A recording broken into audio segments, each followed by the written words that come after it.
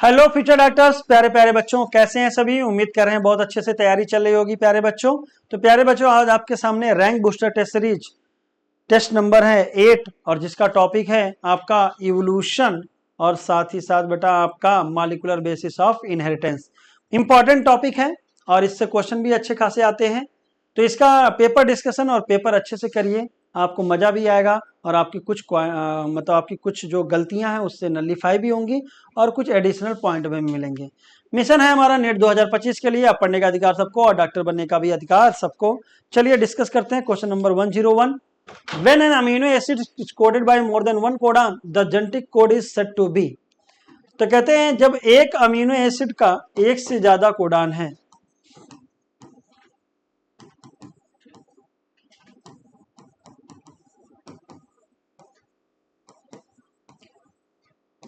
तो बेटा ये कहते हैं कि ये सारे कोडान इक्वल माने जाएंगे, जिसको बोलते हैं डीजनरेसी। तो ये हो जाएगा डीजनरेट है। और यूबिक्विटस टर्म होता है सर्वव्यापी, तो यहां पे नहीं आता, यूनिवर्सल आता है, कॉमा लेस आ सकता है। अगर बात करें कोडान की, तो एक codon always code for only one amino acid, ये कहता है अनएम्बिग्विटी, या कोडान है नॉन एम्बिगुअस। दोनों याद कर लीजिएगा। तो 101 का आंसर हो जाएगा fourth. There are different type of RNA transcribe by RNA polymerase third in eukaryote. तो कहते हैं प्रोकैरियोट में बेटा आपका single type of RNA polymerase सारे प्रकार के आरएनए बनाता है, लेकिन प्रो यूकैरियोट में 3 होते हैं, जिसमें थर्ड में, तो इसका फार्मूला लिखना चाहिए 5-टी। तो और आरएनए पॉलीमरेज 2 होगा, तो डंडा खींच दोगे तो क्या हो जाएगा एचएनआरएनए। और आरएनए पॉलीमरेज 1 में 28, 18 एंड 5.8 एस राइबोसोमल आरएनए बनाया जाता है। तो आप एलिमिनेशन रूल लगाइए। 28 गया तो आंसर तो ये आएगा 5-टी। एचएनआरएनए था तो गया, एचएनआरएनए था तो गया, तो आंसर तो थर्ड हो गया। तो सबका याद होना चाहिए 5s राइबोसोमल आरएनए, एसएनआरएनए और टीआरएनए बनाता है आरएनए पॉलीमरेज थर्ड। एचएनआरएनए जो प्रिकर्सर होता है एमआरएनए का, वो आरएनए पॉलीमरेज 2 और RNA polymerase 1 28, 18 and 5.8 S ribosomal RNA बनाता है। तो 102 का आंसर हो जाएगा थर्ड, याद कर लीजिएगा। क्वेश्चन नंबर 103 मीडी सैटेलाइट के बारे में पूछा है। जब हम डीएनए फिंगरप्रिंटिंग कराते हैं बेटा, तो डीएनए फिंगरप्रिंटिंग के समय हम लोग जो 0.1% का डिफरेंस है, जो कि 30 लाख बेस पेयर बनता है, उसमें बेटा हम लोगों जब मिलान कराते हैं तो बड़ा एक्सपेंसिव और डॉन्टिंग टास्क हो जाता है, क्योंकि खर्चीला हो जाएगा। तो उसकी जगह हम लोग रेपिटेटिव डीएनए का मिलान करते हैं, जो मेजर पोर्शन बनाता है हमारे डीएनए का और नॉन कोडिंग होता है। अब हम लोग क्या करते हैं, जब डीएनए को आइसोलेट करते हैं और उसको डेंसिटी ग्रेडियंट सेंट्रीफ्यूज से गुजारते हैं, तो एक बड़ा सा पीक डीएनए का ढेर बनता है, जिसको बोलते हैं मेजर पीक, और एक छोटा सा ढेर बनता है जिसको बोलते हैं स्मॉल पीक। ये मेजर पीक में बेटा आपका बल्क जीनोमिक डीएनए पाया जाता है,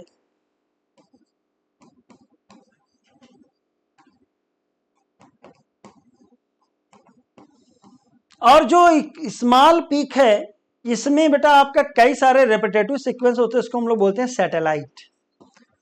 और सैटेलाइट बेटा on the basis of eighty rich है कि जीसी रिच है, कितनी बार रिपीट है और कितना लंबा बेस पेयर का डीएनए है। 2 प्रकार के सैटेलाइट आप पढ़ते हैं। एक सैटेलाइट होता है माइक्रो सैटेलाइट,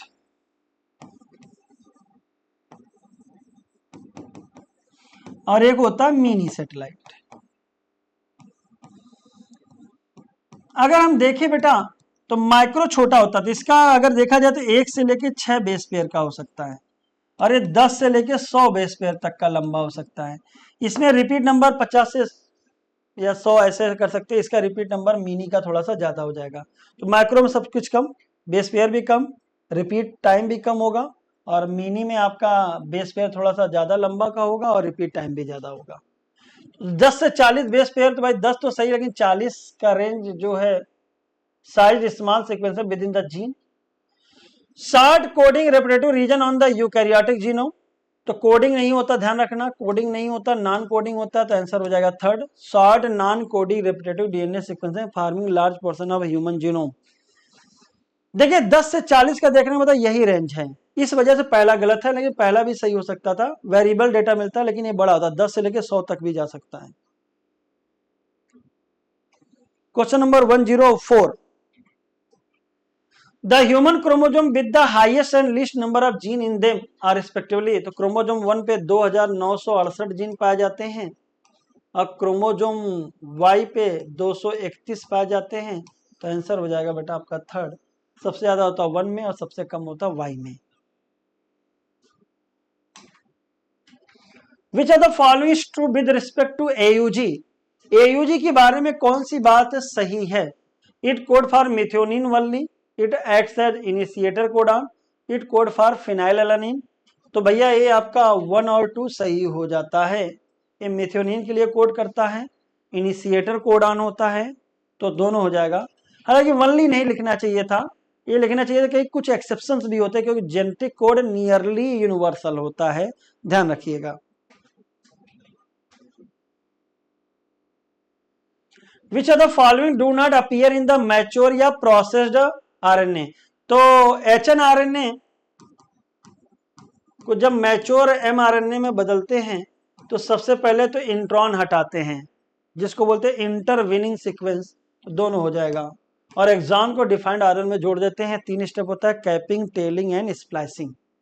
5' पे मिथाइल गुआनोसिन ट्राइफॉस्फेट कैप लगाते हैं, 3' पे टेम्पलेट इंडिपेंडेंट मैनर में 200 से लेके 300 एडिनाइलेट रेजिड्यू लगाते हैं, और इंट्रॉन को रिमूव करते हैं। इंट्रॉन रिमूव करने की प्रक्रिया को बोलते हैं आरएनए स्प्लाइसिंग, और आरएनए स्प्लाइसिंग करने के लिए चाहिए स्प्लिसियोसोम्स, जो बना होता है एसएनआरएनए प्लस प्रोटीन का, जिसको हम लोग बोलते हैं एसएनआरएनपी। The actual structure of the tRNA is compact molecule which looks like। तो एक्चुअल स्ट्रक्चर तो बेटा इन्वर्टेड एल शेप्ड होता है, और ये 3D मॉडल है, आपके एनसीईआरटी के फिगर में दिया हुआ है। और जो पुराना मॉडल था 2D मॉडल सेकेंडरी स्ट्रक्चर, जिसको बोलते थे क्लोवर लीफ लाइक। टीआरएनए में एक एंटी कोडान लूप होगा जो पेयर करेगा एमआरएनए के कोडान से, और एक 3' एंड पे अमीनो एसिड एक्सेप्टर आर्म होता है जो अमीनो एसिड को रिसीव करेगा। If the base sequence of a codon in mRNA is 5 to 3 AUG, the sequence of tRNA pairing with it must be। तो रूल ऑफ कॉम्प्लीमेंट्रिटी लगा दीजिए। तो रूल ऑफ कॉम्प्लीमेंट्री करता है कि जो भी पोलरिटी होगी उसका एंटी पैरेलल बनेगा। तो 3 to 5, ए के सामने यू, यू के सामने ए, जी के सामने सी, तो 3 to 5 यू ए सी। और यहां पे दिया क्या है बेटा आपका 5 to 3, तो उल्टा कर देंगे तो सी ए यू, तो आंसर हो जाएगा सेकेंड, 3 to 5 यू ए सी, तो आंसर हो जाएगा 108 का सेकेंड। ध्यान रखिएगा कुछ नहीं, एकदम सिंपल है। जैसे मैंने बोला आपका यू यू सी कोडान है, तो भाई एमआरएनए में कोडान कौन से दिशा में पड़ा जाता है? 5 to 3 के। तब इसका एंटी कोडान बनाना होगा तो कैसे बनाओगे? 3 to 5, यू के सामने ए, यू के सामने ए, और सी के सामने जी, ये बन गया एंटी कोडान, ये बन गया कोडान। अब बेटा जिस भी डायरेक्शन में पूछा उस डायरेक्शन में बता देना। Inequalize the lac operon gets switched on when. तो लैकोपरान तभी चलेगा जब लैक्टोज होगा, रिप्रेसर प्रोटीन को पकड़ लेगा, ऑपरेटर से नहीं जोड़ने देगा। Lactose on present it bound to the repressor, और रिप्रेसर को इनएक्टिव कर देगा, जुड़ने नहीं देगा ऑपरेटर से। पीपोजिया, चाहे लैक्टोज हो चाहे ना हो, मीडियम में हमेशा प्रोटीन बनती रहती है। अगर लैक्टोज आया तो नहीं जुड़ पाएगी, तो लैकोपरान ऑन, लैक्टोज नहीं आया तो जुड़ जाएगी, लैकोपरान ऑफ। जेड से बनता है बीटा गैलेक्टोसिडेज, वाई से बनता है परमीएज, और ए से बनता है transacetylase. Question number 110, the promoter side and terminator side by the transition are located. Simple, या 5 से प्रमोटर, 5 से 5, 5 से टर्मिनेटर 3, प्रमोटर 5 है तो अप, और टर्मिनेटर 3 है तो डाउन। तो पहले प्रमोटर पूछा है ना, तो 5 अप 3 डाउन, तो हो जाएगा सेकेंड। अब प्रमोटर और टर्मिनेटर जो भी डिसाइड किया जाता है वो कौन से सीखे, कोडिंग से, यानी कोडिंग स्ट्रैंड से।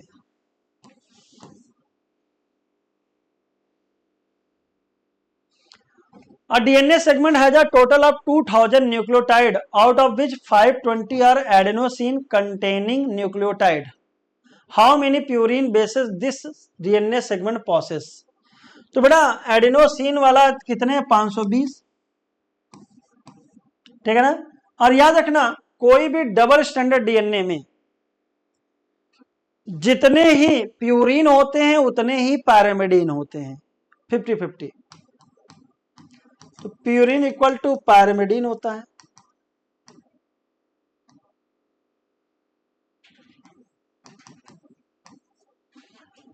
अब बेटा 520 अगर एडेनोसिन है तो 520 उसी के सामने क्या आया होगा, थाइमिन, तभी तो बना होगा। तो 520 निकालिए कितना हो गया, 1040। अब बचा कितना तुम्हारा, 2000 में घटाइए,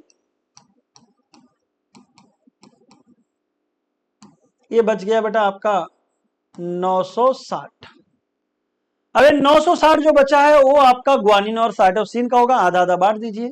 तो 960 बटे 2 तो हो जाएगा 480, 480।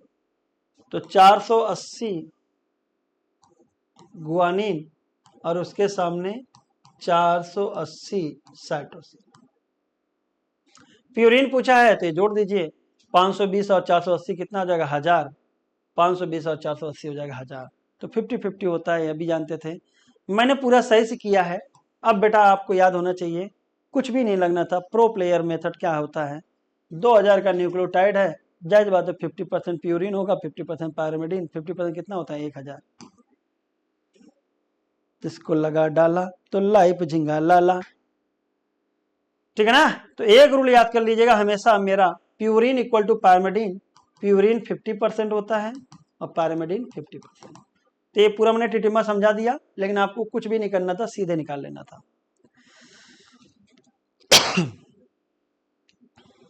ठीक है ना, इससे बहुत तेजी से निकल जाता है। 50% का मतलब कि 1000 न्यूक्लियोटाइड होंगे किसके, प्यूरिन के। एडेनिन दिया था कितना, 520, तो 1000 में कितना बचा, 480 ग्वानिन आ गया, सब निकाल ले जाओगे धड़ाक से, इतना करने की जरूरत नहीं होगी। Question number 112, Taylor conducted the experiment to prove semi conservative mode of chromosome replication on Vicia faba, Vinca rosea, E coli and Drosophila. तो वीसीएफ हाबा पे किया था प्लांट में by using radioactive thymidine. अब बताया था कि डीएनए का रेप्लिकेशन यूकैरियोट में भी सेमी कंजर्वेटिवली क्रोमोसोम लेवल पे भी होता है। स्टेटमेंट दिया है, in prokaryote RNA polymerase is capable of catalysing the process of elongation during transcription. RNA polymerase associate transgenic with rho factor to initiate transcription. तो बेटा सिग्मा फैक्टर से translate करता है, लेकिन बेटा प्रोकैरियोट में आरएनए पॉलीमरेज कैपेबल होता है आपका ट्रांसक्रिप्शन में भी, इलॉन्गेशन में भी और टर्मिनेशन तीनों में रहता है, लेकिन अकेले दम पे काउंट करता है इलॉन्गेशन। तो अगर लिखता जाए इन prokaryote RNA polymerase is capable of, ये बाई इट्स ऑन, तब मैं इसको सही मानता। तो भाई capable of catalysing the process of elongation during transcription, ये लाइन तो गलत नहीं है क्योंकि वल्नी वगैरह नहीं लगाया है। तो भाई प्रोसेस ऑफ ट्रांसक्रिप्शन में इलॉन्गेशन कर सकता है, यस। इनिशिएशन कर सकता है, यस। ट्रांसक्रिप्शन कर सकता है, यस। तो इसका मतलब पहला मैं गलत ना मानू तो चल जाएगा। तो बेटा पहला सही, दूसरा गलत।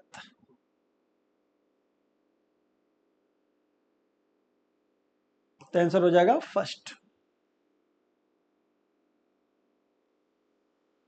तो इन prokaryote RNA polymerase is capable of catalysing the process of elongation during transcription. तो कंफ्यूज नहीं हो रहे हैं आप लोग, पहला सही हो गया। और दूसरा में रो फैक्टर क्या करता है, टर्मिनेट करता है। अब अगर यहाँ पे वनली वगैरह लगाते तब मजेदार क्वेश्चन बन जाता, क्योंकि आरएनए पॉलीमरेज ध्यान रखिए तीनों प्रोसेस करा सकता है, इनिशिएशन भी करवा सकता है, इलोंगेशन भी करवा सकता है और टर्मिनेशन। लेकिन अपने दम पे कौन सा प्रोसेस करता है, इलोंगेशन। बाकी इनिशिएशन और टर्मिनेशन के लिए इसको फैक्टर चाहिए, सिग्मा फैक्टर शुरू हो जाओ, रो फैक्टर रोक दो। तो 113 का आंसर हो जाएगा पहला सही एंड दूसरा गलत।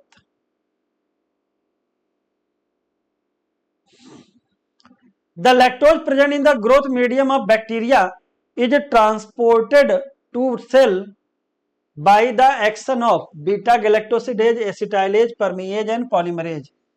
तो ग्रोथ मीडियम से सेल के अंदर लैक्टोज लाने के लिए एंजाइम चाहिए परमीएज, लैक्टोज को ब्रेक डाउन करने के लिए एंजाइम चाहिए beta galactosidase.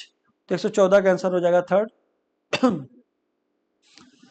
The process of copying genetic information from one strand of DNA into RNA is termed as transcription। सही है भाई, टेम्पलेट से 3' to 5' वाले से बनेगा RNA 5' to 3', ट्रांसक्रिप्शन कहलाएगा। A transcription unit is defined primarily by the 3 region in the promoter, structure gene and terminator। दोनों सही हो गया, तो दोनों स्टेटमेंट सही, आंसर हो जाएगा third. RNA being unstable mutate at a faster rate, बिल्कुल सही है। RNA can directly code for synthesis of protein, hence can easily express the character। सही बात है, ये भी कहते हैं RNA से डायरेक्ट प्रोटीन बनता है, एंजाइमेटिक भी है, इसलिए आपका प्रोटीन सिंथेसिस के मामले में RNA बेटर है। जबकि RNA सिंगल स्टैंडर्ड है, यूरासिल है और OH एडिशनल है, इस कारण से म्यूटेट करेगा फास्ट रेट पे, क्योंकि ये कैटालिटिक है, अनस्टेबल है। तो दोनों बातें सही हो गई, तो आंसर हो जाएगा second. Both statement 1 and 2 are correct.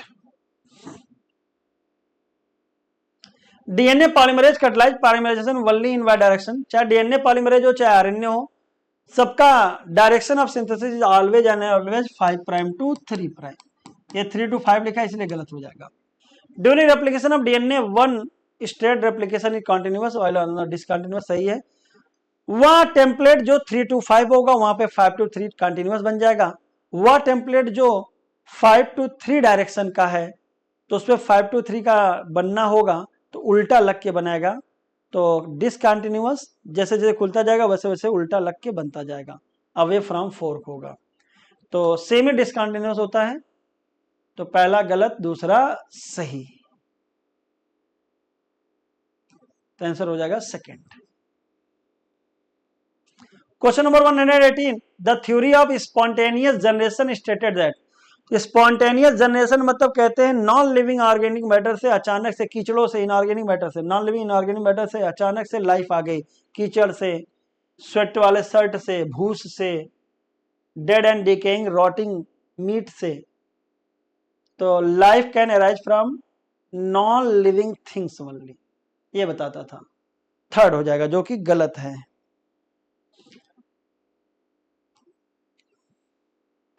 Question number 119, the bones of forelimbs of whale, bat, cheetah and man are similar in structure because. तो भैया whale, bat, cheetah and man structurally similar हैं, क्योंकि radius, ulna, metacarpal, carpel सब एक जैसे हैं। क्यों? तो कहते हैं इनके एंसेस्टर कॉमन है, लेकिन ये अलग अलग हैबिटेट को अडॉप्ट कर गए हैं। तो they share a common ancestor, one organism है गिवन राइज टू अनदर, एक ने दूसरों को राइज किया नहीं, कॉमन एंसेस्टर से अलग अलग डायरेक्शन में जाके इवॉल्व हुए हैं। They perform the same function, नहीं फंक्शन सबका अलग है, तो आंसर हो जाएगा बेटा आपका सेकेंड। अब बात करते हैं नंबर 120 का। एक फार्मूला याद कर लीजिएगा, HDS Kaif, structurally similar homologous divergent evolution, functionally similar analogous convergent evolution. For the Mn blood group system, the frequency of Mn alleles are 0.7, 0.3 respectively. The respective frequency of Mn blood group bearing organism is likely to be। तो इसको लगाना तो आसान है, लेकिन थोड़ा समझाएंगे हम आपको, पहले लगा देते हैं आसानी से। तो आपको पता है दो एलील है, तो मतलब दोनों एलील हेट्रोजाइगस कंडीशन में, एक M है N, तो दोनों अलग अलग है, मतलब हेट्रोजाइगस मान लेंगे। तो हेट्रोजाइगस की फ्रीक्वेंसी क्या थी, ट्वाइस PQ। तो यहाँ पे 2 गुणे 0.7 गुणे 0.3, ये बन जाएगा बेटा आपका 42%। लेकिन बेटा एमन ब्लड ग्रुप के केस में आप डोमिनेंट रिसेसिव कैसे पता करेंगे, क्योंकि ये को डोमिनेंस का एग्जांपल है, तो दोनों साथ साथ डोमिनेंट हैं, इसलिए कौन डोमिनेंस होगा कौन रिसेसिव ये समझना गलत, समझ नहीं पाओगे। लेकिन हेटेरोजाइगस निकाल सकते थे 42%। एमन ब्लड ग्रुप के एलील देखना है तो एक होगा एल के ऊपर एम और एक होगा एल के ऊपर एन, और एक को डोमिनेंस है बेटा, ये ब्लड ग्रुप वाला है सिस्टम, जैसे एबीओ होता है वैसे एमन सिस्टम भी होता है, और क्रोमोसोम 4 पे पाया जाता है। अगर एल एम होगा, एल एन होगा, एल एन होगा, तो यहाँ पे एम एंटीजन होगा, यहाँ पे एन, और यहाँ पे एम भी होगा और एन दोनों होगा, तो दोनों एंटीजन पाए जाने का मतलब क्या होगा, कोडोमिनेंस। ठीक है ना, मैं हार्डी विनबर्ग लॉ से लगा लीजिएगा, आ जाएगा।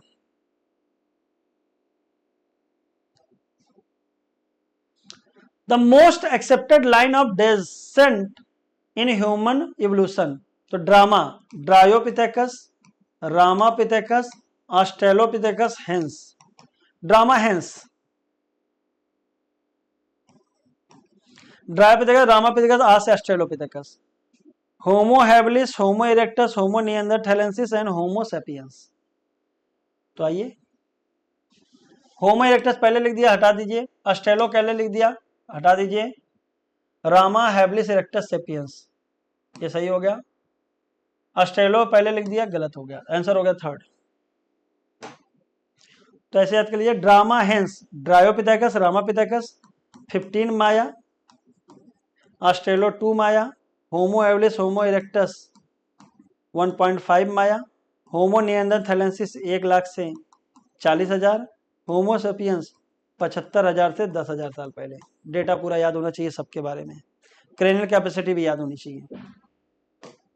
Question number 122, Darwin, Oparin, Lamarck, Hardy Weinberg. Hardy Weinberg ने अलजेब्रिक इक्वेशन दिया था P + Q = 1 और P² + 2pq + Q² = 1, तो डी थर्ड, दो ऑप्शन में हो गया, बी मैच करा लीजिए। ओपरिन, ओपरिन बेटा रसिया के थे, केमिकल इवोल्यूशन दिया था, थ्योरी ऑफ ए बायोजेनेसिस से मैच करता था, लेकिन ये ऑलवेज ए बायोजेनेसिस, पहली life a बायोजेनेटिकली non living inorganic nutrient से आया है, लेकिन एक बार लाइफ आ गई तो बायोलॉजी फिर हमेशा रही, मतलब वही बदलती रही और नई नई स्पीसीज बनती रही। दिया था organ of use and disuse, और डार्विन चच्चा ने दिया था natural selection, origin of species by natural selection. तो A4 D3 एक ही ऑप्शन में था, जाता सेकंड। 1953 में एसन मिलन ने, आपने बेटा इन्होंने टेम्परेचर क्या लिया था, लो टेम्परेचर तो हट गया, हाई टेम्परेचर लिया है, वोल्केनिक स्टॉर्म और एटमॉस्फेयर क्या था, रिड्यूसिंग, मीथेन लिया था, अमोनिया लिया था, etcetera.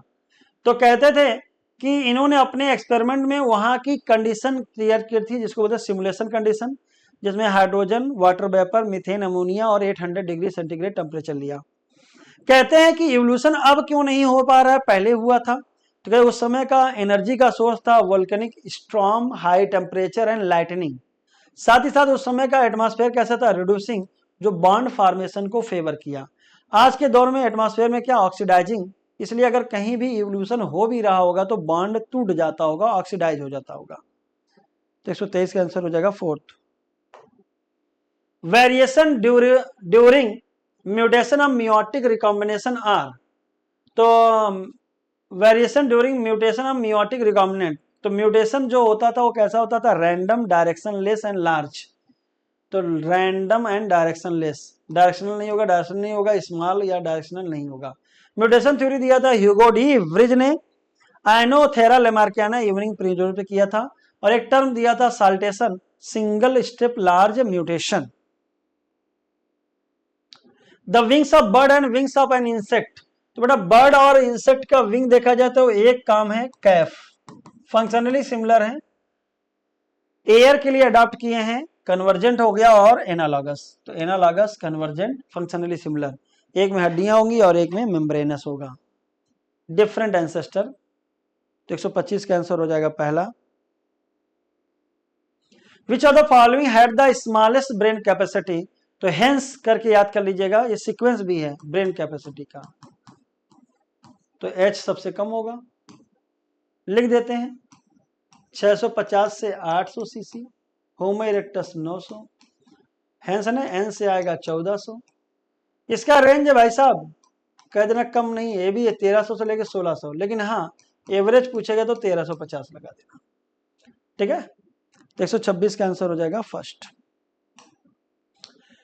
In a population of 1000 individual 360 belong to capital A, 480 capital A small and 160 a. Frequency of capital A पूछा है, तो कैपिटल ए वाला क्यों नहीं निकाल लेते, कैपिटल ए कितना है 360।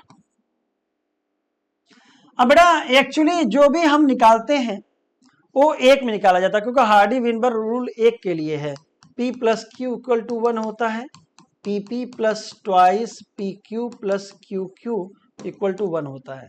तो पहले 1 में निकालना है, तो कितना पॉपुलेशन दिया है 1000, तो 1000 से डिवाइड कर देंगे तो ये 1 का डेटा आ जाएगा 0.36, ए डोमिनेंट होम हो जाएगा, इसका हो गया।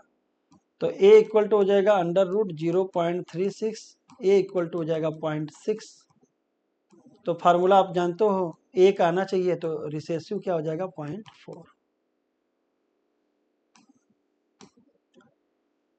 तो 127 का आंसर हो जाएगा फोर्थ, क्योंकि डोमिनेंट का पूछा है। Natural selection where more individual acquire value other than mean character. अगर अदर देन मीन होगा तो इसका मतलब कि एक डायरेक्शन में जा रहा होगा, या तो हायर या तो लोअर, तो इसको बोलते हैं डायरेक्शनल, जैसे कि इंडस्ट्रियल मेलानिज्म। अगर ये हो जाए कि दो पेरिफेरल कैरेक्टर को चूज कर लिया जाए, टू पीक आ जाए, तो उसको बोलते हैं डिसरप्टिव। और अगर मीन कैरेक्टर को चूज किया जाता है तो जाहिर सी बात है पेरिफेरल एलिमिनेट हो जाएंगे, तो graph become higher and narrower हो जाएगा, स्टेबलाइजिंग सबसे बढ़िया होता है stabilising. The factor that leads to founder effect in genetic population, तो फाउंडर इफेक्ट का मतलब एक जगह को छोड़ के किसी नए हैबिटेट को जाइए और वहां पे अपनी कुनबा बसाइए, तो genetic drift. Genetic drift gene migration जैसा, लेकिन अकर बाई चांस होता था। अगर यहाँ पे जीन माइग्रेशन लिखा होता तो वो भी हो जाता, इसलिए या तो जेनेटिक ड्रिफ्ट, जीन माइग्रेशन या जीन फ्लो, इन दोनों में से कोई एक देगा, ठीक है।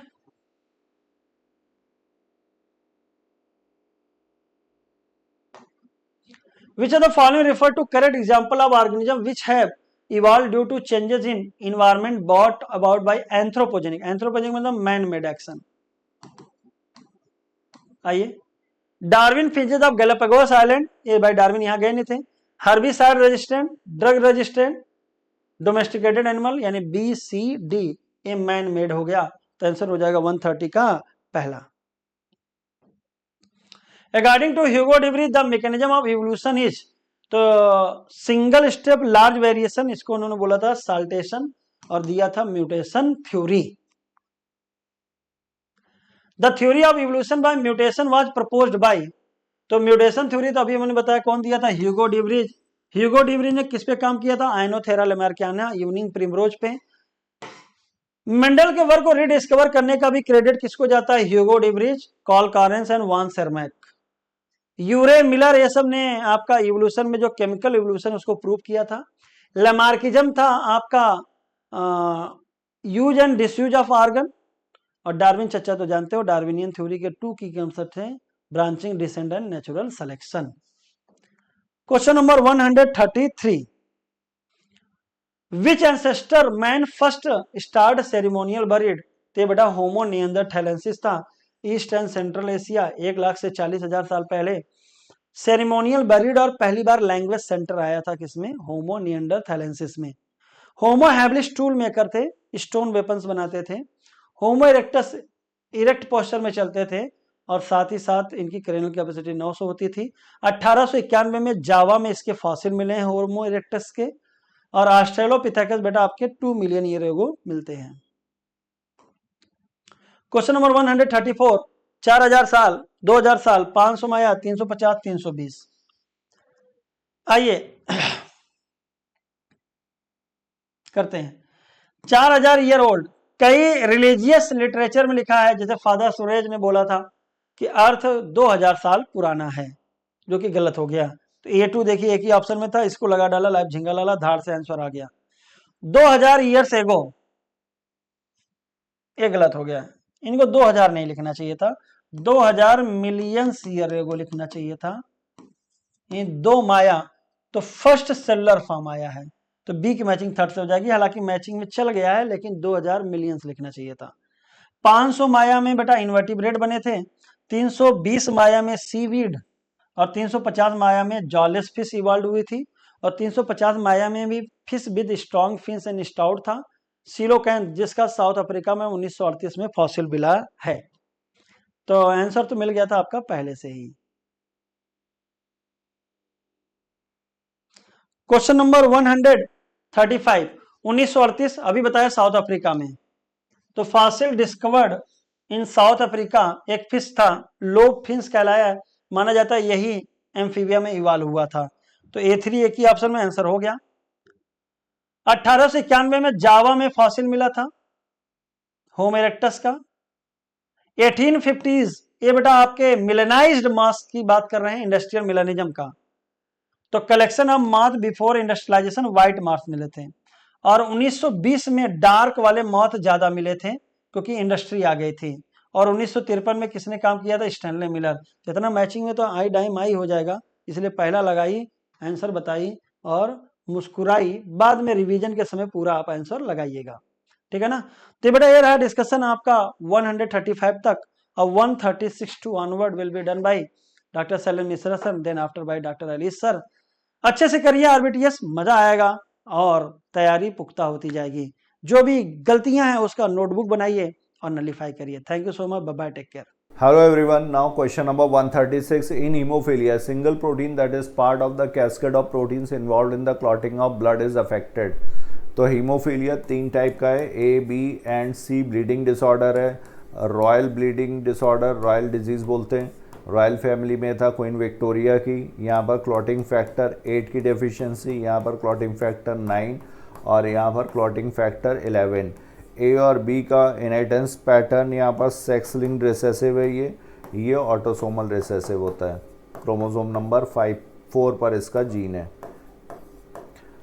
तो haemophilia single protein that is part of the cascade of proteins involve in the clotting of blood is affected, ये क्लॉटिंग फैक्टर्स ये इन्वॉल्व होते हैं, ठीक है। Thalassaemia can be classified according to which chain of the haemoglobin molecule is affected. तो thalassaemia में भी alpha thalassaemia, beta thalassaemia, ये एडल्ट हीमोग्लोबिन जो होता है यहाँ पर 2 अल्फा और 2 बीटा पॉलीपेप्टाइड चेन्स का बना हुआ है। तो कौन सी चेन अफेक्ट हो रही है उसी के बेसिस पर इसको अल्फा और बीटा, अल्फा में जीन होता है क्रोमोसोम नंबर 16 पर और बीटा में जीन होता है क्रोमोसोम नंबर 11 पर। और इसमें यहाँ पर 2 जीन 4 एलील्स इन्वॉल्व हैं, HbA1, HbA2 और यहाँ पर सिर्फ एक जीन और इसके 2 एलील्स। तो ये स्टेटमेंट भी सही है, both statement 1 and 2 are correct. Now question number 137, Mendelian disorders are transmitted to the offspring on the same lines as we have studied in the principles of inheritance। तो Mendelian disorders क्या होते हैं? ये single gene disorder है और ये follow करते हैं मेंडेलियन प्रिंसिपल्स ऑफ इनहेरिटेंस को, इनको बोला जाता है single Mendelian disorders. Mendelian disorders के एग्जांपल्स जैसे सिस्टिक फाइब्रोसिस हो गया, कलर ब्लाइंडनेस हो गया, हीमोफीलिया हो गया, ये सारे इसके एग्जांपल्स हैं। Colour blindness is sex linked recessive disorder, ठीक है, ये sex linked recessive inheritance pattern है इसका। कलर ब्लाइंडनेस का रेड और ग्रीन कलर के कोन्स यहाँ अफेक्टेड हो जाते हैं, जिसकी वजह से इनके बीच में डिस्क्रिमिनेशन नहीं हो पाएगा, डिफरेंस नहीं कर पाते हैं। तो ये स्टेटमेंट भी सही है, both statement 1 and 2 are correct. Now we move to other question, question number 138, not all characters show true dominance, some characters show incomplete and some show codominance. तो मेंडल का फर्स्ट लॉ था law of dominance और इसके exceptions हैं। Law of segregation ये without any exception है।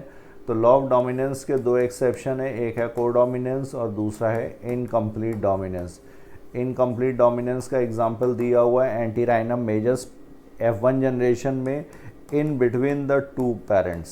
जो trades आते हैं वो in between the two parents.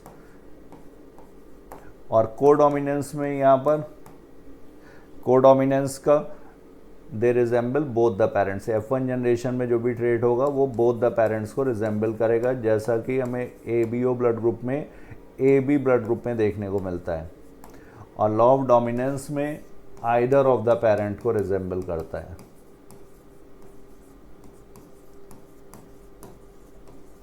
Either toll होगा या डॉर्फ होगा, जो भी डोमिनेंट फीचर है वो F1 जनरेशन में पूरी तरह से एक्सप्रेस होगा। तो ये सही है। यहाँ पर different combination of gametes are theoretically represented in a square tabular form known as Punnett square. तो पनेट स्क्वायर ये रेगिनेल्ड सी ने ग्राफिकल रिप्रेजेंटेशन मेथड था जो प्रोबेबिलिटीज़ कैलकुलेट करने के लिए दिया गया था। तो ये जीनोटाइप प्रोबेबिलिटी कैलकुलेट करने के लिए, तो होमोजाइगस रिसेसिव की हो गई प्रोबेबिलिटी 1/4, होमोजाइगस डोमिनेंट की भी 1/4, इसकी हो जाएगी 2/4। और ये रेगिनेल्ड पनेट, सी रेगिनेल्ड पनेट साइंटिस्ट थे, उनका डिवाइस था ये। ब्रिटिश जेनेटिस्ट हैं ये।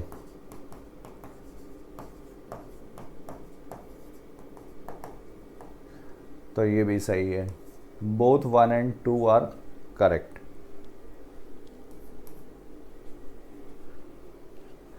Now we move to other question. Question number 139. Which of the following are correct ascending order of the number of hydrogen bond? तो A और T के बीच में हमें पता है 2 हाइड्रोजन बॉन्ड्स होते हैं, और G और C के बीच में यहाँ पर 3 हाइड्रोजन बॉन्ड्स हैं। तो बेस पेयर्स यहाँ पर सभी में, सारे ऑप्शंस में 8 ही हैं। तो G और C जिसमें ज़्यादा होंगे, यहाँ पर G और C 2, यहाँ पर देखा जाए तो 4, यहाँ पर देखा जाए तो 3, और यहाँ पर ये 5 हैं। तो यहाँ पर सीक्वेंस क्या होगा? A, then C, then B, then D। इसमें 2 हैं, इसमें 3 हैं, इसमें 4 और इसमें 5। तो ACBD होना चाहिए। कैलकुलेट भी करना चाहें तो A और T के बीच में ये 2, तो ये AT कितने दिए हुए हैं यहाँ पर? 6 AT हैं। मतलब पहले ऑप्शन में 2 × 6 ये हो गए 12। और GC कितने हैं? GC 2 हैं और ये 3 हाइड्रोजन बॉन्ड्स, तो ये 6, मतलब टोटल यहाँ पर हो गया 18। इसके बाद C में देखें तो C में यहाँ पर 5 हुए डबल हाइड्रोजन बॉन्ड वाले, तो ये हो गए 10। और 3 है यहाँ पर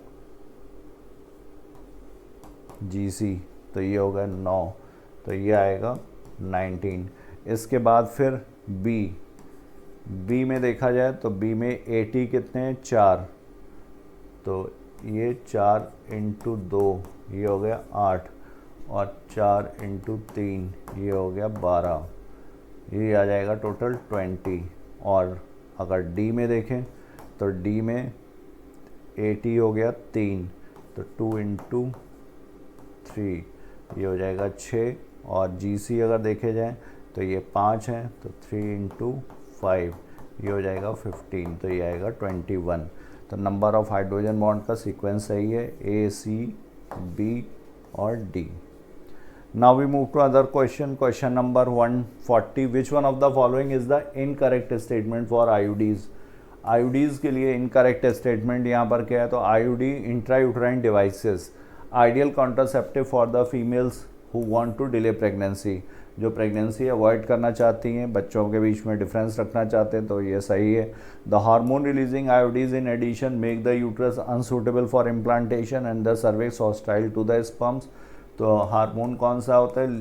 हार्मोन रिलीजिंग LNG-20 प्रोजेस्टासर्ट, और ये सिंथेटिक प्रोजेस्ट्रॉन रिलीज करते हैं।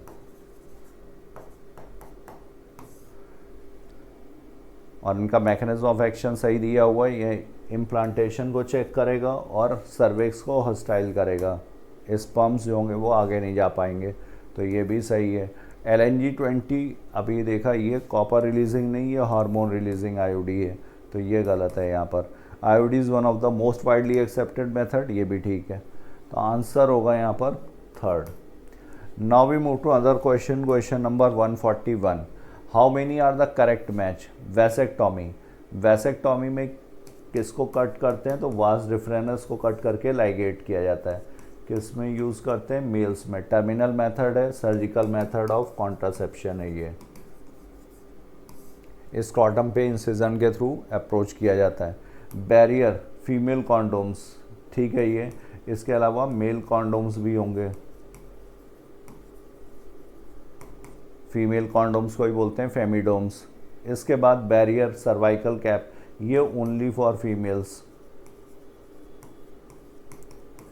सर्वाइकल कैप्स, वॉल्स, डायफ्राम, ये सिर्फ फीमेल्स के द्वारा यूज़ किए जाते हैं। फिर assisted reproductive technology, assisted reproductive technology किसके लिए? इनफर्टाइल कपल्स के लिए। और किसी कपल को इनफर्टाइल कब लेबल करेंगे? जब even after 2 years of unprotected sexual cohabitation. Unprotected मतलब बिना किसी कॉन्ट्रासेप्टिव मेथड के। सेक्शुअल कोहैबिटेशन के बाद भी अगर कंसीवमेंट नहीं होगा तब इसको इनफर्टाइल कपल। और ये यहाँ पर 2 टाइप्स इसके दिए हुए हैं, zygote intrafallopian transfer, intrauterine transfer. Zygote intrafallopian में अप टू 8 ब्लास्टोमियर स्टेज, और यहाँ पर मोर देन 8 ब्लास्टोमियर स्टेज को यूट्रस में ट्रांसफ़र करते हैं। तो A, B, C, D ये चारों ही सही हैं। आंसर होगा यहाँ पर second. Now we move to another question, question number 142. During Mendel's investigation into inheritance pattern, it was the first time that statistical analysis and mathematical logic were applied to problems in biology. तो ये Mendel की approach दी हुई है। Mendel ने mathematical analysis को इसमें use किया था। दूसरा, इन्होंने सिंगल कैरेक्टर को एक टाइम पर स्टडी किया था जो अपोजिंग ट्रेड्स में था, जैसे टॉल और डॉर्फ। यहाँ पे कैरेक्टर क्या था? हाइट। तो ये स्टेटमेंट भी सही है। इसके अलावा इनके अप्रोच में और क्या खास बात थी? तो लार्ज सैम्पलिंग साइज था, और दूसरा confirmation of his inferences through experiments on successive generations. ये इनकी खास बात थी, कंफर्मेशन ऑफ हिज इन्फ्रेंसेस। निष्कर्ष जो निकले थे उनको इन्होंने कंफर्म भी किया था। तो ये सारी अप्रोचेस हैं, और ये दोनों स्टेटमेंट यहाँ पर सही है। Both statement 1 and statement 2 are correct. Now we move to another question, question number 143. Select the correct statement for archegoniophore. 4 का मतलब होता है bearing, archegonia bearing। archegonia क्या है? ये फीमेल रिप्रोडक्टिव ऑर्गन। anthridiophore, 4 का मतलब अगेन bearing, लेकिन anthridia bearing, anthridia is male reproductive organ. archegonium ये हो गया फीमेल रिप्रोडक्टिव ऑर्गन जो archegoniophore पे लगा होगा। rhizoids, राइजोइड्स ये रूट लाइक स्ट्रक्चर हैं, ये गैमेटोफाइट में एंकरेज का काम करेंगे, एब्जॉर्प्शन का काम करेंगे। और यहाँ पर इसके अलावा स्पोरोफाइट, रूट्स प्रेजेंट होती हैं स्पोरोफाइट पे।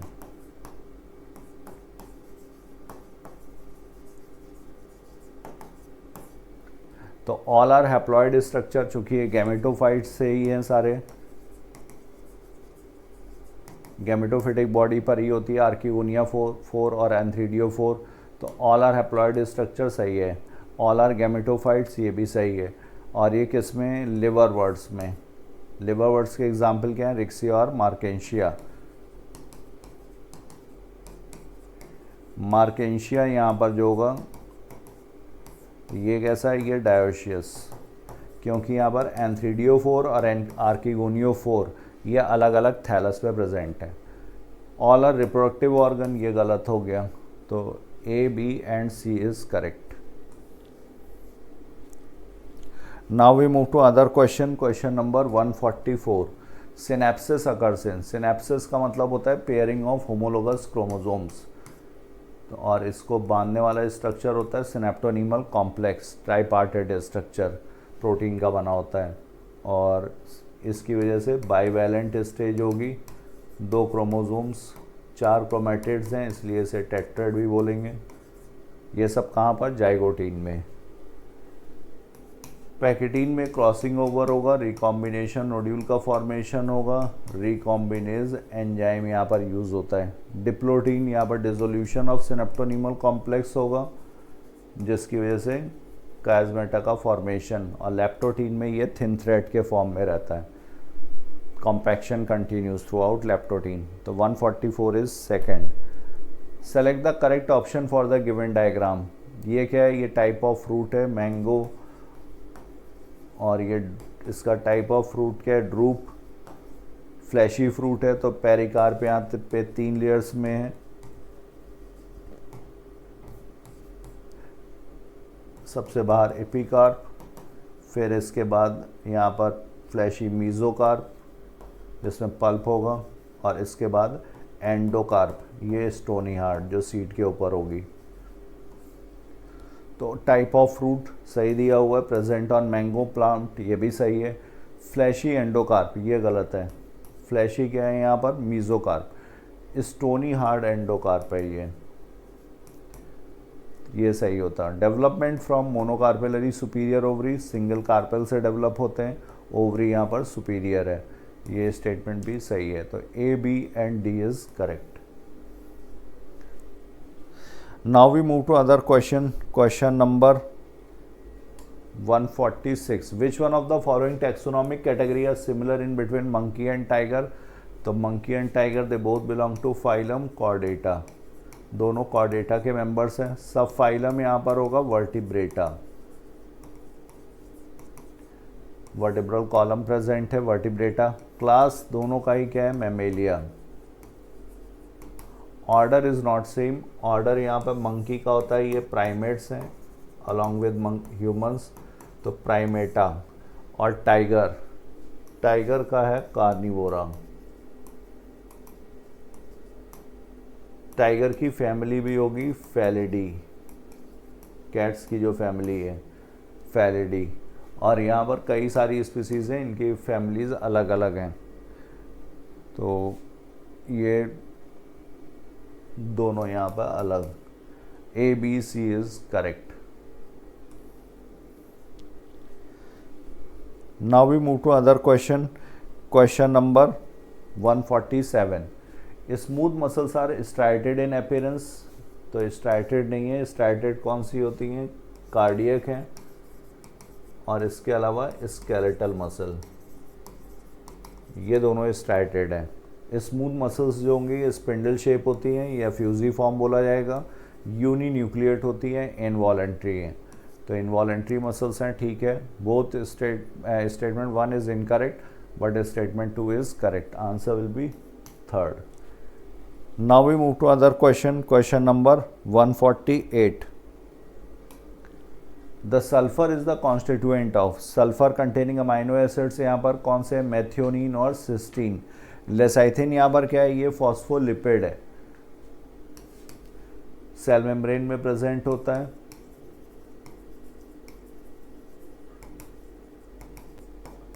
इसमें ग्लिसरॉल प्लस 2 फैटी एसिड्स, इसके कंपोनेंट्स अगर देखे जाएं, प्लस यहाँ पर phosphoric acid H3PO4 plus choline nitrogen containing. तो यहाँ सल्फर एब्सेंट। और थाइमीन क्या है, ये पिरिमिडीन बेस नाइट्रोजन कंटेनिंग। तो 2 हुए मेथियोनिन एंड सिस्टीन। तो यहाँ पर only B and D. Now we move to other question. Question number 149।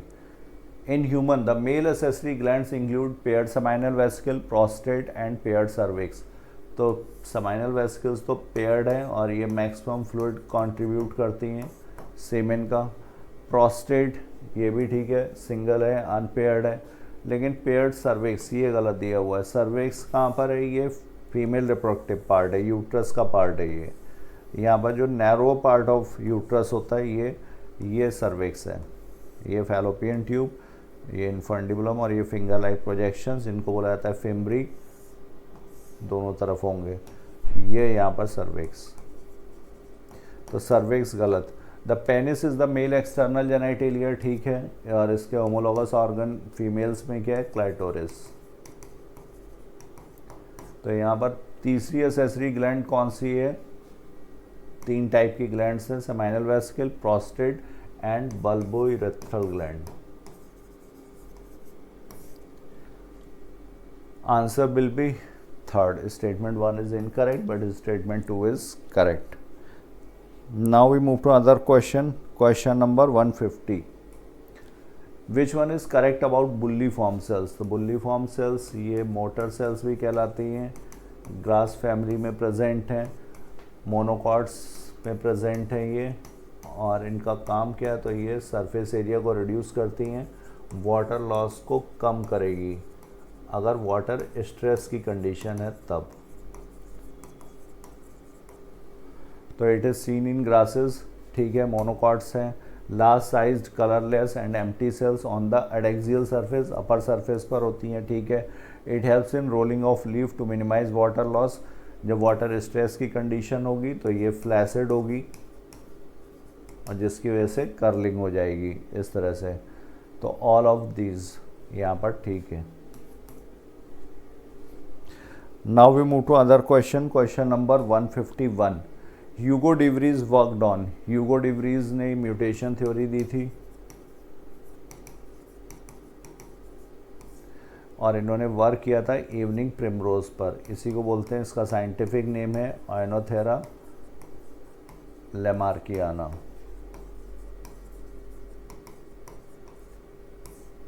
Answer होगा यहाँ पर फर्स्ट।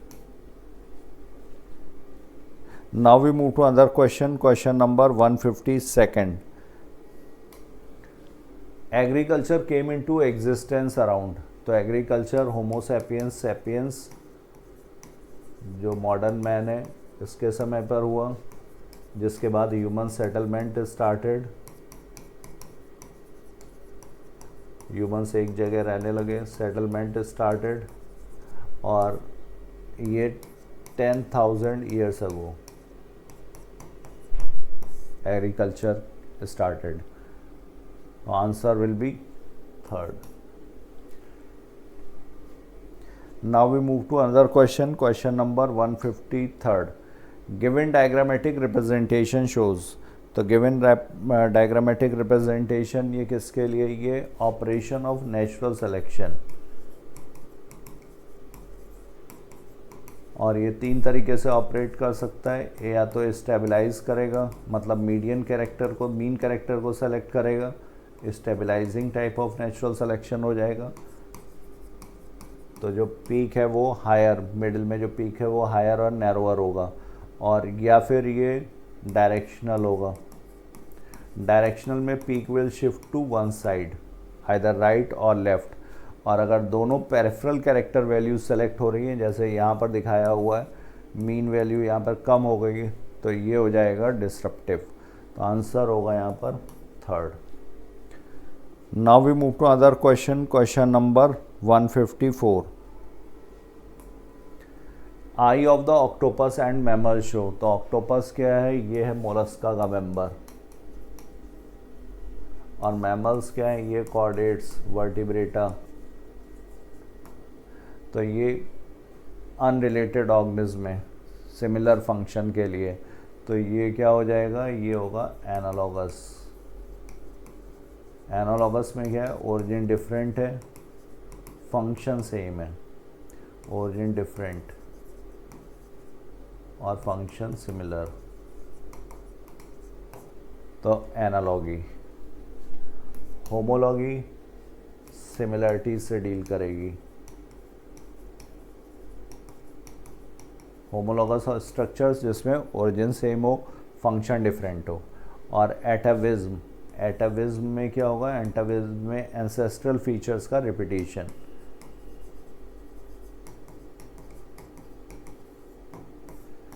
एंसेस्ट्रल जो पूर्वजों में पहले थे, जैसे बॉडी कवर्ड बाय हेयर या फिर टेल। वेस्टिजियल ऑर्गन्स, वेस्टिजियल मतलब, तो वेस्टिजियल ऑर्गन के एग्जांपल्स जैसे appendix, vermiform appendix. Answer is first. Now we move to other question. Question number 155। The biggest land reptile. तो बिगेस्ट लैंड रेप्टाइल कौन था dinosaurs में? टायरानोसॉर्स रेक्स, ये 20 फीट हाइट था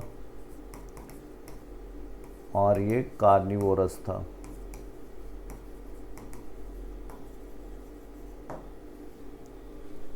Now we move to another question, question number 156. Among the human ancestors, the brain size was more than 1000 cc. तो 1000 cc से ज़्यादा किस में थी? ये नियंडरथल मैन, यहाँ पर 1400 cc। होमो इरेक्टस में थी 900 cc और होमो हैबिलिस में थी 650 cc और रामापिथेकस तो एप फॉसिल्स हैं, इसमें और भी कम। तो नियंडरथल मैन यहाँ पर brain size more than. Now question number 157, industrial melanism was highlighted by. तो इंडस्ट्रियल मिलेनिज्म कहाँ पर? इंग्लैंड में देखने को मिला था। इसका example natural selection 1850s and 1920s। ये प्री इंडस्ट्रियलाइजेशन और ये पोस्ट इंडस्ट्रियलाइजेशन किस में देखा गया था? तो ये पेपर्ड मॉथ, किसका इसी का साइंटिफिक नेम बिस्टन बेटुलेरिया।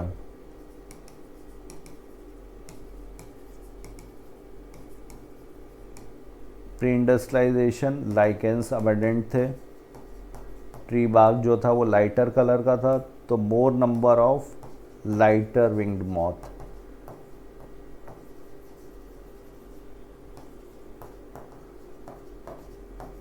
और पोस्ट इंडस्ट्रियलाइजेशन जो अर्बन एरियाज थी वहाँ पर ज़्यादा नंबर हो गया था डार्क विंग्ड मॉथ का। तो इसी को इंडस्ट्रियल मेलानिज्म बोलते हैं और ये किस में? मॉथ में। Now we move to other question, question number 158. Australopithecines probably lived in East African grassland, East and Central Asia. तो ये East African grassland, not more than 4 feet height, 2 million years ago live in East African grassland और ये कहलाते हैं first app man. Connecting link between ape and humans. Now we move to another question, question number 159. DNA and RNA are similar in having. तो DNA और RNA में similar क्या है? Purines. पिरिमिडीन्स यहाँ पर डिफरेंट है। सिमिलर पिरिमिडीन्स ये गलत। सिमिलर शुगर भी नहीं है, ये इसमें DNA में डीऑक्सी राइबोज और RNA में राइबोज। डिफरेंस कहाँ पर होता है? सेकेंड प्राइम पोजीशन पर। सेकेंड प्राइम पोजीशन में आरएनए में क्या प्रेजेंट है? राइबोज में हाइड्रोक्सिल ग्रुप है, जबकि डीएनए में एब्सेंट होता है। Both are polymers of nucleotides, ये ठीक है। Both are double standard, DNA double standard है but RNA usually single standard. तो 159 is third. Now we move to other question, question number 160. In the process of transcription what happens? Polypeptide chain is synthesized, RNA molecule is synthesized within a ribosome, RNA molecule is synthesized from DNA template, RNA molecule is synthesized on it, DNA molecule is synthesized on DNA. तो DNA molecule अगर DNA पे बनेगा तो इसको बोला जाएगा replication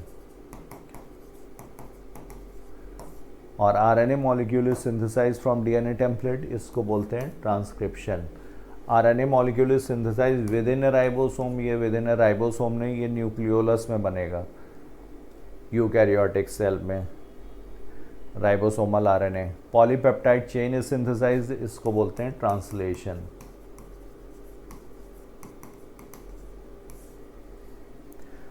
Now question number 161. In an experiment, it is found that adenine constitutes 30% and guanine 20%. The quantity of cytosine in the DNA is likely to be.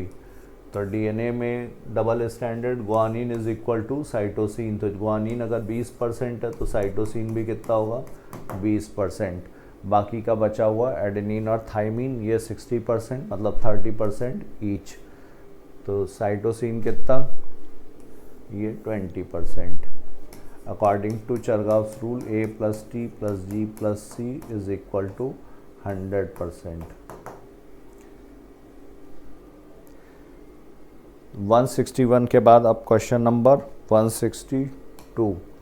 The number of hydrogen bonds that bound guanine and cytosine. तो G और C के बीच में 3 hydrogen bonds हैं, A और T के बीच में 2, G और C के बीच में 3. Now question number 163. 2 strands of double helix model of DNA are held together by hydrogen bonds between. तो हाइड्रोजन बॉन्ड्स किसमें, ये नाइट्रोजन बेसिस के बीच में. फॉस्फोरिक एसिड अगर जुड़ेगा तो फॉस्फो ईस्टर लिंकेज बनता है शुगर और फॉस्फेट के बीच में, और नाइट्रोजन एंड शुगर यहाँ पर एन ग्लाइकोसिडिक लिंकेज बनेगी.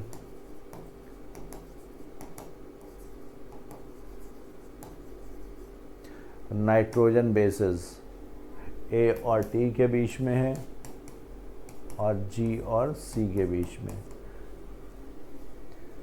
Now question number 164. Removal of introns is called. तो इंट्रॉन्स का रिमूवल ये क्या, processing of HNRNA, heterogeneous nuclear RNA जो बनता है mRNA बनने से पहले, तो उसके बाद प्रोसेसिंग में कैपिंग भी होगा, टेलिंग भी होगी और स्प्लाइसिंग भी. स्प्लाइसिंग में इंट्रॉन्स को रिमूव करते हैं, यूज़ किया जाता है इसमें स्प्लाइसियोसोम्स को,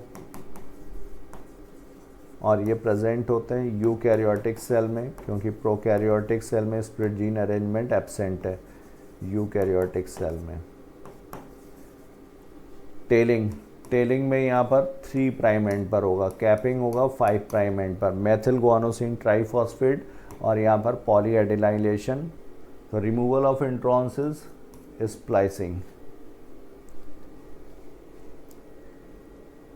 now question number 165. What is true for genetic code. Genetic code के लिए क्या सही है, तो इट इज़ नियरली यूनिवर्सल. ठीक है, इसके प्रोटोजोन्स में या माइटोकॉन्ड्रिया में एक्सेप्शंस देखने को मिलते हैं, बाकी ये यूनिवर्सल है. मतलब यू है तो वो बैक्टीरिया में भी फेनिलएनालिन के लिए, ह्यूमंस में भी फेनिलएनालिन के लिए ही कोड करेगा. इट इज़ डीजनरेट क्यों है, क्योंकि 61 कोडॉन्स हैं. कितने अमाइनो एसिड के लिए, 20 अमाइनो एसिड्स के लिए. मतलब एक अमाइनो एसिड के एक से ज़्यादा कोडॉन्स पॉसिबल हैं, तो इसी को बोला जाएगा code is said to be degenerate. Unambiguous का मतलब होता है स्पेसिफिक. स्पेसिफिक क्यों, क्योंकि यू है तो ये सिर्फ और सिर्फ फेनिलएनालिन के लिए ही कोड करेगा.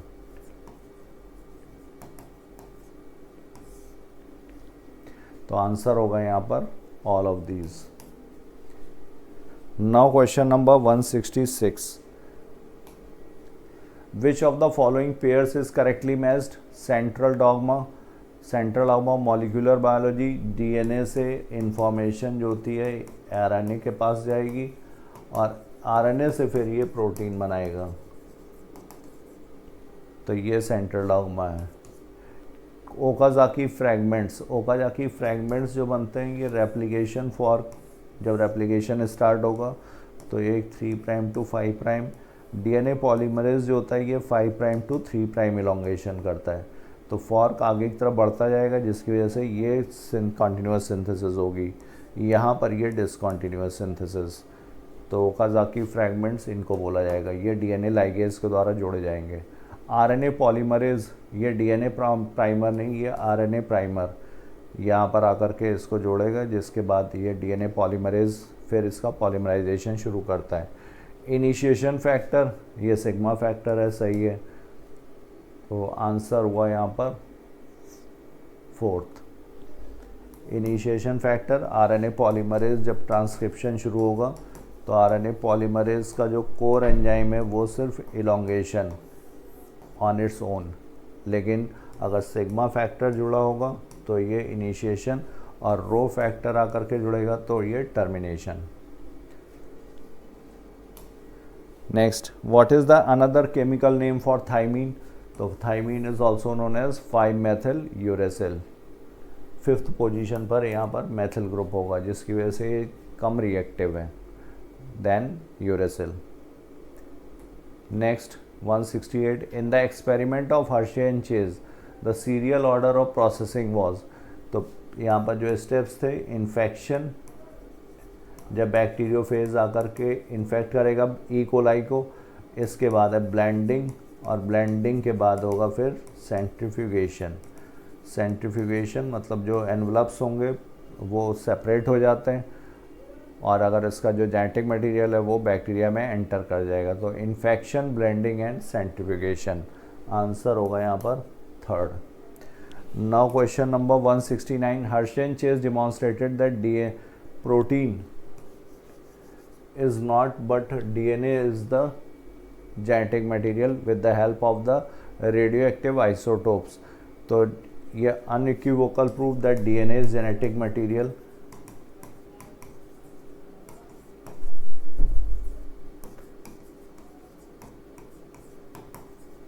DNA is genetic material ये किसने दिया था? यह हर्शे और चेज ने, और इन्होंने रेडियो एक्टिव फॉस्फोरस और सल्फर यूज़ किया था, P32 और S35। फॉस्फोरस किस में प्रेजेंट होगा? न्यूक्लिक एसिड में। मतलब रेडियो एक्टिविटी कहाँ पर डिटेक्ट होगी? सेल के अंदर। और सल्फर कहाँ प्रेजेंट होता है? ये प्रोटीन्स में। मतलब रेडियो एक्टिविटी कहाँ पर डिटेक्ट होगी? ये सुपरनेटेंट में आफ्टर सेंट्रीफ्यूगेशन। तो 169 is 4th। Now we move to another question, question number 170. During transcription, the site at which RNA polymerase bind at DNA is called। तो यहाँ पर साइट जहाँ पर ये आकर के बाइंड करेगा इसको बोलते हैं promoters। So I have covered my portion. Now further discussion will be carried by Alice sir. Thank you all of you. Thank you so much. Hello बच्चों, तो अभी तक आप लोगों ने 170 तक क्वेश्चंस देख लिए हैं। मैं आपको 171 से 200 तक करा रहा हूं और हम लोग पेपर का डिस्कशन कर रहे हैं आरबीटीएस 8। चलिए, एक पहला क्वेश्चन आपके पास 71 लिखा हुआ है कि respect to DNA nucleotide base pair. तो आपके पास 5386 न्यूक्लियोटाइड किस में बताए थे? 5174 बैक्टीरियोफाज जो कि एक वायरस है। ए का क्या हो जाएगा? फर्स्ट। ए का फर्स्ट देखिए यहां नहीं दिया, यहां नहीं दिया। 48502 लैम्डा बैक्टीरियोफाज वायरस है ये भी, और इसमें आपके पास सेकंड हो गया। बी का सेकंड यहां नहीं दिया, यहां नहीं दिया, आंसर आपके पास सेकंड हो गया है। हालांकि आप देखिए 3.3 × 10⁹ base pair haploid human DNA में है। आपके पास 4.6 × 10⁶ ई कोलाई का मतलब बेस पेयर की संख्या है, और डिप्लॉयड ह्यूमन सेल में बेस पेयर की संख्या आ गई है 6.6 × 10⁹। आंसर आपके पास 171 का सेकंड हो जाएगा। अगला क्वेश्चन देख लो, लिखा हुआ है which one of the following not applicable. ऐसी कौन सी चीज है जो आरएनए के लिए एप्लीकेबल नहीं है? तो हेट्रोसाइक्लिक नाइट्रोजनस बेसेस आरएनए में पाए जाते हैं, पायरिमिडीन, प्यूरीन तो है ही ना, तो आपके हेट्रोसाइक्लिक नाइट्रोजनस बेस है। चारगाफ रूल नहीं होता, ये ओनली डीएनए के लिए है, ओनली डीएनए के लिए, आरएनए के लिए नहीं। राइबोस शुगर भी होगा और 5' और 3' एंड भी होगा। आंसर आपके पास सेकंड बनेगा 172। अगला देखिए, असर्शन लिखा हुआ है DNA chemically less reactive. DNA less reactive होता है, बात सही है, और स्ट्रक्चरली ज्यादा स्टेबल है, ये भी बात सही है आरएनए से। तो आप बताओ कि लेस रिएक्टिव क्यों? क्योंकि आपको एक OH ज्यादा होता है राइबोस शुगर में, और आपके पास एक OH ज्यादा होगा राइबोज में और एक OH कम होता है डीऑक्सी राइबोज में, तो रिएक्टिविटी ज्यादा आरएनए की हुई ना। और अगर मैं स्ट्रक्चरली स्टेबल की बात करूं तो डबल स्टैंडर्ड है आपके पास डीएनए और सिंगल स्टैंडर्ड है आरएनए, और उसके साथ साथ thymine are present in the DNA, और आपके पास पाया जाता है uracil in the case of RNA. तो सबसे ज्यादा रिएक्टिव बेस है यूरेसिल। रीजन में क्या लिखा है? 2' OH group does not present in the nucleotide in DNA, सही है। एंड थाइमीन प्रेजेंट होता है in place of uracil, in place of uracil in DNA, ये बात सही। दोनों बातें सही हैं और करेक्ट एक्सप्लेनेशन भी है। आंसर 4 बनेगा। अगला क्वेश्चन, फिर से मैचिंग है आपके पास, match the following respect to the nucleic acid 5' to 3'। 5' to 3' polarity DNA की भी हो सकती है, आरएनए की भी हो सकती है। चाहे डीएनए से डीएनए बनाओ, चाहे आरएनए से आरएनए बनाओ, डीएनए से आरएनए बनाओ, पोलैरिटी हमेशा 5' to 3' ही होगी। ये सेकंड हो गया। ए का सेकंड यहां नहीं है, यहां नहीं है, यहां नहीं है। आप देखिए सिर्फ एक मैचिंग से ही आंसर आ रहा है, बाकी आप मिला लीजिए। 3.4 एंगस्ट्रॉम मतलब 3.4 नैनोमीटर, 34 एंगस्ट्रॉम पिच की आपके पास दूरी होती है, 3.4 nanometre distance between 0.34 nanometre distance between two base pair होती है। दो न्यूक्लियोटाइड चेन से मिलकर आपके पास डीएनए बनता है और आपके पास डिफरेंट बेस पेयर 4 पाए जाते हैं इन द आरएनए। अगला देखिए, आप देखिए which of the following with respect to various aspect of DNA 2.2 metre 2.2 metre लंबे डीएनए की लेंथ होती है in the typical mammalian cell. A का क्या हो जाएगा 4, ए का 4 देखिए यहां नहीं दिया, यहां नहीं दिएगा, दो ऑप्शन चले गए। 1.36 nanometre length of E coli bacteria के मतलब बात कर सकते हैं लेंथ ऑफ डीएनए। हालांकि ऐसा एक क्वेश्चन दिया हुआ है मतलब ये निकालने के लिए कि कितने बेस पेयर होंगे। हालांकि आप देखोगे तो इस 1.36 mm से थोड़ा सा ज्यादा होना चाहिए डीएनए की लेंथ, तो आप यहां पर मैचिंग और कोई बनेगी नहीं, तो हम बी को थर्ड की तरफ ले चलते हैं। 200 बेस पेयर आपके पास न्यूक्लियोसोम में पाए जाते हैं, तो ये हो जाएगा फर्स्ट। और 8 मॉलिक्यूल आपके पास होंगे किसमें, हिस्टोन मॉलिक्यूल में, जब ऑक्टामर यूनिट बनाएगा तो ये हो जाएगा सेकेंड। और 3.3 into 10 to the power 3 into 3 nucleosome in the mammalian cell. No no no, यहां पर थोड़ी सी मैचिंग गलत हुई है, यहां पर मैचिंग थोड़ी सी गलत हुई है। आप देखिए 2.2 मीटर जो होगा वो हो जाएगा, ये हो जाएगा ए का 4। फिर 1.36 ये हो जाएगा length of E coli DNA third. 200 base pair typical nucleosome में पाए जाएंगे, ये हो जाएगा फिफ्थ। 8 मॉलिक्यूल हिस्टोन प्रोटीन है, ये हो जाएगा सेकेंड। और 3.3 आपके पास न्यूक्लियोसोम पाए जाएंगे टिपिकल मैमेलियन सेल में, जिसमें 33 मिलियन की बात की जाएगी। तो four third fifth second first, answer आपके पास थर्ड बन गया। आंसर आपके पास क्या बन जाएगा बेटा, थर्ड बन जाएगा। आंसर क्या थर्ड हो जाएगा। अगला देख लीजिए, अगला क्वेश्चन आपके पास, given diagram is the representation of certain event or sugar in the protein synthesis. तो आपको पता है उस एंजाइम का नाम बताना है, तो डीएनए से आरएनए बनाना है, और डीएनए से आरएनए बनाने वाले इस एंजाइम को क्या कहते हैं, इसी को हम कहते हैं डीएनए डिपेंडेंट आरएनए पॉलीमरेज। तो देखो ढूंढ लीजिए, डीएनए डिपेंडेंट डीएनए पॉलीमरेज नहीं होगा, आरएनए डिपेंडेंट डीएनए पॉलीमरेज नहीं, DNA dependent RNA polymerase third हो गया।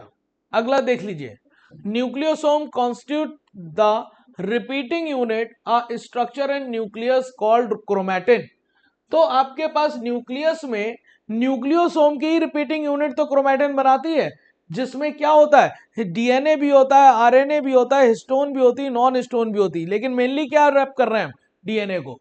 फिर लिखा है nucleosome is the chromatin are seen on beads on string when viewed under electron microscope. बिल्कुल बात सही है, ये मोतियों की माला की तरह दिखाई देता है, जिसमें बीड्स हम न्यूक्लियोसोम या फिर ऑक्टामर यूनिट से रिलेट करके बोल रहे हैं। तो दोनों बातें सही हैं, आंसर 4 बनेगा 177 का। 177 का आंसर क्या बन जाएगा बेटा, 4 बन जाएगा। 177 का आंसर बन जाएगा 4। अगला क्वेश्चन देख लो, अगला आपके पास AUG, UUU और AAA। तो आपके पास ये मेथियोनिन हो गया, ये फेनिलैनिन हो गया, और ये हो गया आपके पास लाइसिन। इस तरह से आंसर हो गया 178 का 4। 178 का 4 हो जाएगा बेटा। अगला क्वेश्चन देख लो, in a given RNA segment AUG, मतलब ये आपको सेगमेंट दिया हुआ है और पूछ रहा है if the 9th base gets delete. अगर बेस को हम डिलीट करते हैं या इंसर्ट करते हैं, पूरा का पूरा फ्रेम बदल जाता है। लेकिन याद रखिएगा कि भाई बदल का डिलीट करने के बाद क्या कोई टर्मिनेशन कोडॉन तो नहीं आ गया।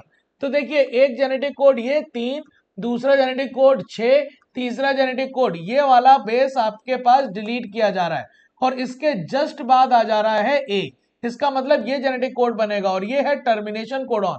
इसका मतलब आपके पास सिर्फ 2 ही अमीनो एसिड देखने को मिलेंगे जो चेंज भी नहीं होंगे और आगे का कोई अमीनो एसिड नहीं बनेगा। Change in first amino acid only, कोई चेंज नहीं आएगा, गलत बात। Complete change in the types as well as sequence of all amino acid, गलत बात। No change in the sequence of amino acid, change तो होगा क्योंकि टर्मिनेशन कोडॉन के बाद आगे कोई अमीनो एसिड नहीं बनेगा। Only chain of 2 amino acid will produce, ये बात सही है, ये बात सही है। अच्छा क्वेश्चन है बेटा, अच्छा क्वेश्चन है। अगला क्वेश्चन देख लो, ये क्वेश्चन थोड़ा एनसीईआरटी के बाहर का है, कायदे से समझिएगा, समझ आ जाए तो बढ़िया बात। लिखा हुआ based on observation of Erwin Chargaff which of the following is possible. तो रेशियो बिटवीन एडेनिन और thymine is constant to equal to 1। तो चारगाफ के 2 रूल होते हैं बेटा। पहला रूल आपको बताता है कि जितने एडेनिन उतने आपके पास पाए जाएंगे थाइमिन, जितने ग्वानिन उतने पाए जाएंगे साइटोसिन, और इसका जो रेशियो होगा वो इक्वल टू 1 मतलब कांस्टेंट होगा। तो जितने एडेनिन है उतने ही थाइमिन है, एडेनिन है उतने ही थाइमिन है, तो इसका रेशियो कांस्टेंट आएगा और कांस्टेंट आएगा तो वो आएगा इक्वल टू 1, ये बात सही है। दूसरा, रेशियो ऑफ एडेनिन और guanine is constant for given species, ये भी बिल्कुल सही है। बिल्कुल सही इस वजह से है क्योंकि आपके पास प्रोकैरियोटिक सेल, जो प्रोकैरियोटिक सेल का डीएनए होता है बेटा, बात समझिएगा, प्रोकैरियोटिक जो डीएनए होता है वो जीसी रिच होता है। कैसा होता है? GC rich. अगर मैं आपसे कहूं a plus T upon G plus C, ये तो कांस्टेंट टू 1 आ गया। अगर कोई जीसी रिच है तो ये वाले बात ज्यादा हो गई और ये वाली बात कम हो गई। इसका मतलब ये है कि ये ए वाई जो a प्लस टी और जीसी रिच, तो ये ज्यादा ये कम, तो ये हो जाएगा लेस देन 1। क्या हो जाएगा? Less than 1। ऐसे ही यूकैरियोटिक डीएनए की बात समझिए। यूकैरियोटिक डीएनए जो होता है वो आपके पास होता है 80 रिच। कैसा होता है? 80 रिच। और 80 रिच है, इसका मतलब a plus T upon G plus C की बात करी जाए तो अगर तुम ज्यादा हो और तुम कम हो तो इसका मतलब तुम्हारा आएगा मोर देन 1। क्या आ जाएगा? More than 1। मतलब ये कांस्टेंट होगा लेकिन इक्वल टू 1 नहीं है। समझ पा रहे हैं कि नहीं? इसका मतलब अगर मैं कहूं एडेनिन और ग्वानिन का रेशियो आपके पास कांस्टेंट होगा किसी गिवन स्पीसीज के लिए, बिल्कुल बात सही हो जाएगी क्योंकि एडेनिन अगर भाई आप कोई 80 रिच है तो एडेनिन क्या होगा? ज्यादा। क्या हो जाएगा? ज्यादा। ये हो जाएगा ज्यादा। और कोई अगर जीसी रिच है तो आपके पास 80 रिच है तो ए ज्यादा जी कम, इसका मतलब ये वाला हो जाएगा मोर देन 1। और मोर देन 1 कांस्टेंट तो आएगा ना वैल्यू, तो बात सही है। उसी तरीके से थाइमीन और ग्वानिन को भी देखिए, अगर मैं कहूंगा 80 रिच है तो थाइमीन ज्यादा भी तो होगा, और ग्वानिन की बात करी जाए तो ये एडेनिन और ग्वानिन का भी रेशियो डिफरेंट ऑर्गेनिज्म में, डिफरेंट स्पीसीज में डिफरेंट होगा क्योंकि कोई 80 रिच है, कोई जीसी रिच है। आपके पास फिर अगला बात लिखा हुआ ratio of cytosine and adenine rarely 1 in given species. तो भाई साहब याद रखिएगा कि एसिमेट्रिकल रेशियो के ब्याह पर या तो मोर देन 1 हो सकता है या लेस देन 1। मतलब ये किसी भी मतलब कंडीशन में रेयरली ही होगा जो आपके पास 1 दिखाई देगा। इसका मतलब चारों बातें सही हैं और आंसर बनेगा 4। ये इस वजह से एनसीईआरटी में ये कॉन्सेप्ट दिया नहीं है, वो सिर्फ कॉम्प्लीमेंटैरिटी और चारगाफ का रूल है जिसमें उन्होंने बात की है किसकी?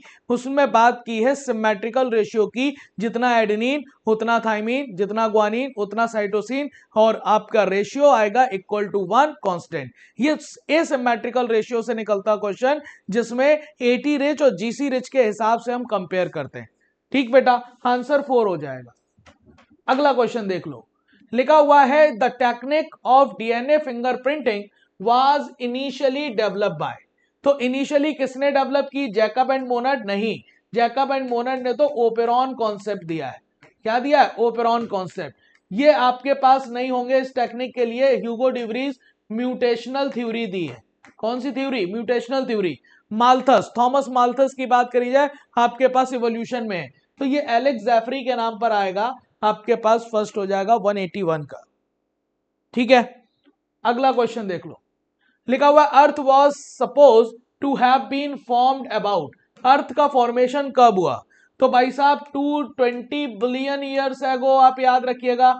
Origin of universe 4.5 billion years ago, याद रखिएगा अर्थ का फॉर्मेशन। इसके 500 मिलियन के बाद 4 billion years ago origin of life, और उसके बाद 3 billion years ago first non cellular form of life, 2 billion years ago first cellular form of life, मतलब प्रोकैरियोट के फॉर्म में।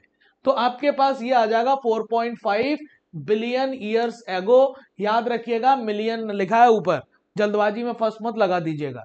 अगला आपके पास 183 क्वेश्चन देखिए।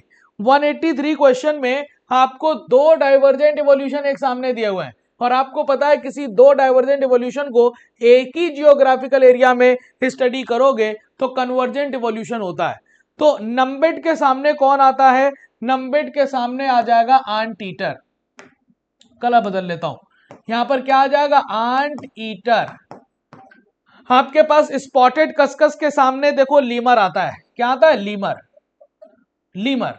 और आपके पास टस्मेनियन टाइगर कैट के सामने आएगा बॉब कैट। और टस्मेनियन वुल्फ के सामने सिंपल आ जाएगा वुल्फ। तो आपको बताना है एक ही जगह लीमर है, नहीं, एक ही जगह आंट ईटर है, गलत। फिर एक ही जगह आंट ईटर है, सही। सी की जगह वुल्फ है, नहीं बॉब कैट है। डी की जगह बॉब कैट है, नहीं वुल्फ है। आंसर क्या बन जाएगा? सेकेंड। अगला क्वेश्चन लिखा हुआ है कि dash dash was more man like और while dash dash is more ape like. तो मैन लाइक कौन ज्यादा है? रामापिथिकस जो होता है वो मोर मैन लाइक है, जबकि जो ड्रायोपिथिकस है वो मोर होगा एप लाइक। मोर होगा कैसा? और यहां पर मोर एप लाइक में हम क्या लिख दें?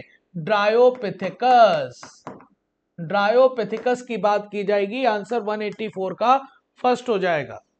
अगला देख लीजिए, organ which are similar in function different in origin. Function में क्या हो? सिमिलर, ओरिजिन क्या हो? डिफरेंट। तो ऐसे ऑर्गन को हम क्या कहते हैं? Analogous organ. कौन से ऑर्गन कहेंगे इसे? Analogous organ. ओरिजिन डिफरेंट है और फंक्शन सिमिलर है। होमोलॉगस ऑर्गन में ओरिजिन सिमिलर, फंक्शन डिफरेंट होते हैं। वेस्टिजियल ऑर्गन जो कि पहले काम के थे अब काम के नहीं बचे, मतलब हो गए रुडिमेंट्री। सेकेंड आंसर बन जाएगा 185 का।